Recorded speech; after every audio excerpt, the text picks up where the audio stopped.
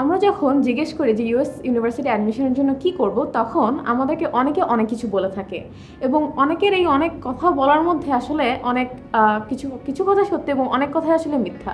তো আমরা এই মিথগুলো দেখব এবং দেখব যে কোন সব কথা আসলে সত্যি না। তো প্রথম মিথ, আমরা দেখি যে আজকালকে যারা ম্যাথ অলিম্পিয়াড বা ইনফরমেটিক্স অলিম্পিয়াড করে তারা সবাই ভালো ভালো ইউনিভার্সিটিতে যায় এবং মানুষজন মনে করে যে এই অলিম্পিয়াডে যদি আমরা মেডেল না পাই তাহলে হয়তো এখানে যাওয়া যাবে না। আর আসলে কি জানো, আমি যখন নিজে অ্যাপ্লাই করেছিলাম 3 বছর আগে, আমিও এইটা মনে করেছিলাম। আমি মনে করেছিলাম যে আমি যদি গণিত অলিম্পিয়াডে মেডেল না পেতে পারি বা না যেতে পারি, আমি জীবনেও ইউএস ইউনিভার্সিটিতে অ্যাডমিশন পাবো না।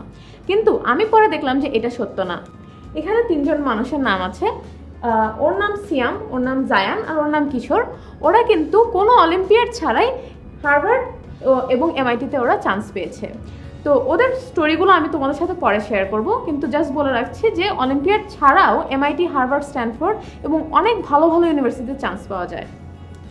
দ্বিতীয় মিথ, অনেকে বলে যে বাবা মার টাকা না থাকলে আসলে ইউএসএতে পড়া সম্ভব না, এবং এটা আসলে একদমই সত্যি না।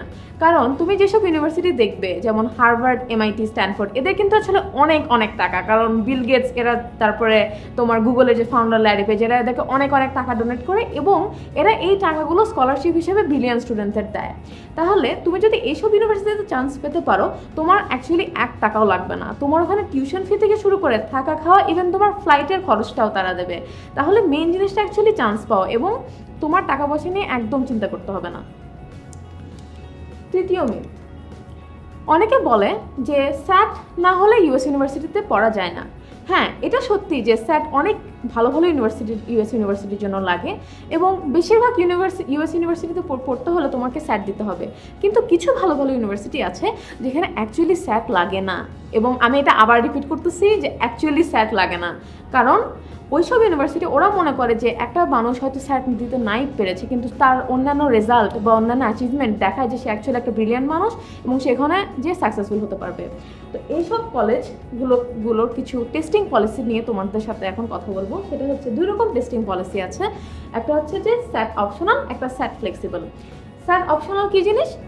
এখানে 3টে কলেজ আছে, অনেকগুলো কলেজ আছে, তার মধ্যে কিছু হচ্ছে ব্র্যাডলি, বেটস, বোর্ডউইন, ক্লার্ক। এইসব ইউনিভার্সিটি অনেক স্কলারশিপ দেয় এবং তারা মনে করে যে স্যাট আসলে দরকার নেই। তাহলে তুমি স্যাট দিয়ে থাকলে তুমি সেটা দিতেও পারো, কিন্তু স্যাট আসলে তোমার স্যাট দেওয়ার কোনো রকম দরকার নেই। আর কিছু ইউনিভার্সিটি আছে যেখানে তোমার স্যাট ফ্লেক্সিবল একটা অপশান আছে। স্যাট ফ্লেক্সিবল কি? স্যাট ফ্লেক্সিবল হচ্ছে তুমি স্যাট এসিটি বলে আরেকটা স্যাটের মতো এক্সাম আছে, তারপরে স্যাট সাবজেক্ট টেস্ট, যেটা বেসিক্যালি ইংলিশ বা ম্যাথ না, সেটা হচ্ছে যে ফিজিক্স, কেমিস্ট্রি এরকম সাবজেক্ট টেস্ট, অথবা ইভেন তোমার এইচএসসি দিয়েও তুমি অ্যাপ্লাই করতে পারো। তো এই যে লিস্ট আছে, এই লিস্টের যে কোনো একটা বা ডিফারেন্ট ইউনিভার্সিটিতে ওরা এইগুলোর ভিতরে হয়তো বলতে পারবে যে আচ্ছা তুমি স্যাট না দিয়ে তুমি স্যাট সাবজেক্ট টেস্ট দিতে পারো। এবং যেমন ধরো New York university, university of Rochester, Colby, Drexel, এইসব ইউনিভার্সিটিতে তুমি আসলে এখানকার যে কোনো একটা দিয়ে তুমি অ্যাপ্লাই করতে পারো এবং এগুলো কিন্তু খুবই ভালো ইউনিভার্সিটি এবং অনেক স্কলারশিপ দেয়। আর আরেকটা জিনিস বলে রাখি, স্যাট সাবজেক্ট টেস্ট ইউজুয়ালি আমাদের বাংলাদের জন্য অনেক ইজি, কারণ আমরা তো ছোটো থেকেই ফিজিক্স, কেমিস্ট্রি, ম্যাথ পড়ে আসছি, তাই না? আর ইংলিশটাতে আমাদের ইউজুয়ালি একটু উইকনেস থাকে।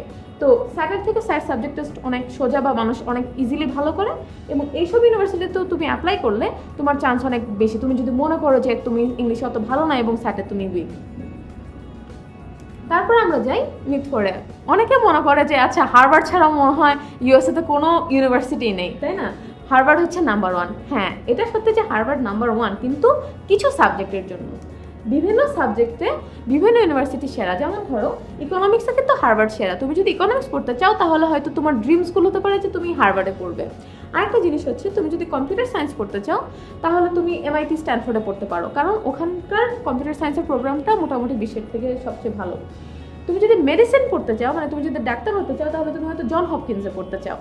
আর একটা জিনিস, বাংলাদেশে আমরা কি করি? আমরা বাংলাদেশে করি হচ্ছে যে বুয়েট সবচেয়ে বেস্ট, তারপরে কুয়েট, চুয়েট এগুলোর কোনো বেল নাই, তাই না?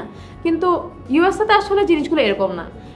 ইউএসএতে টপ 10 ইউনিভার্সিটির ভিতরে পড়ার হয়তো দেখবে যে কোনো ডিফারেন্সই নাই। এবং হার্ভার্ডও যেমন, যদি তুমি কম্পিউটার সায়েন্স এমআইটিতে না পড়ে হার্ভার্ডে পড়ো, এমন না যে ওরা মনে করবে যে তুমি একটা খারাপ ইনস্টিটিউশন থেকে পড়ে আসো। হার্ভার্ডও ভালো। ইভেন আরও টপ 10 যেমন প্রিন্সটন আছে, তারপরে কর্নেল আছে, ইয়েল আছে।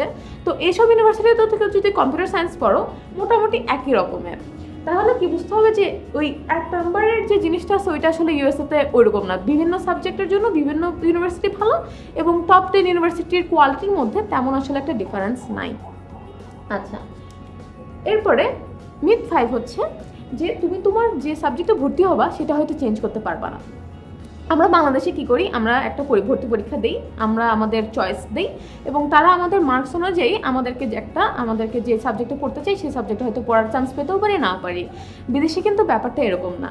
কিছু ইউনিভার্সিটি আছে যে তোমাকে বলে দিতে হবে যে আমি পড়ার আগে ধরো আমি কম্পিউটার সায়েন্সে পড়বো বা বায়োলজিতে পড়বো, কিন্তু কিছু ইউনিভার্সিটি আছে যে তোমাকে প্রথমে জিজ্ঞেস করবে না যে তুমি কোন সাবজেক্টে পড়তে চাও, ওটা তুমি ফার্স্ট ইয়ারের পরে ডিসাইড করবা। এবং আরেকটা জিনিস হচ্ছে, তুমি ধরো প্রথমে বললে গিয়ে যে তুমি কম্পিউটার সায়েন্সে পড়তে চাও, প্রথম 1 বছর পড়লে, তারপর দেখলে তোমার আসলে ভালো লাগছে না, তুমি আসলে বায়োলজিতে পড়তে চাও, তো সেই ক্ষেত্রে তুমি কিন্তু ফার্স্ট ইয়ার বা সেকেন্ড ইয়ারে সেটা চেঞ্জ করতে পারো।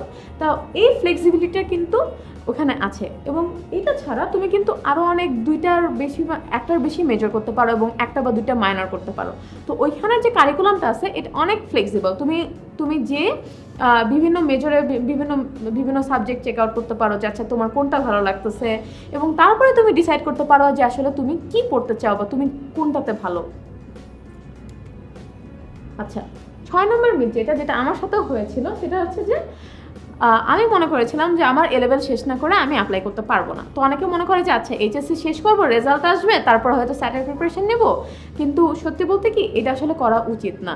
কারণ তুমি যদি এটা করো তাহলে তোমার মাঝখান দিয়ে 1টা বছর লস হয়ে যাবে। তাহলে কখন অ্যাপ্লাই করা উচিত?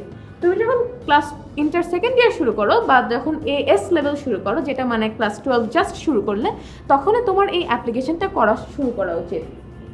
এবং মাঝামাঝি যেটা হতে পারে যে তুমি যদি মনে করো যাচ্ছে এইচএসসি দিয়ে ফেলেছো, এখন কি করবে, আসলে কোনো সমস্যা নাই।